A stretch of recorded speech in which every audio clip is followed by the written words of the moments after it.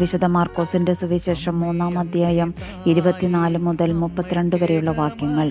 അന്ധഛിദ്രമുള്ള രാജ്യം നിലനിൽക്കുകയില്ല, അന്ധഛിദ്രമുള്ള ഭവനവും നിലനിൽക്കുകയില്ല. സാത്താൻ തനിക്ക് തന്നെ എതിരായി തല ഉയർത്തുകയും ഭിന്നിക്കുകയും ചെയ്താൽ അവന് നിലനിൽക്കുക സാധ്യമല്ല. അതവൻ്റെ അവസാനമായിരിക്കും. ശക്തനായ ഒരുവൻ്റെ ഭവനത്തിൽ പ്രവേശിച്ച് വസ്തുക്കൾ കവർച്ച ചെയ്യണമെങ്കിൽ ആദ്യമേ അവനെ ബന്ധിക്കണം. അതിനുശേഷമേ കവർച്ച നടത്താൻ കഴിയൂ. സത്യമായി ഞാൻ നിങ്ങളോട് പറയുന്നു, മനുഷ്യമക്കളുടെ എല്ലാ പാപങ്ങളും അവർ പറയുന്ന ദൂഷണങ്ങളും ക്ഷമിക്കപ്പെടും.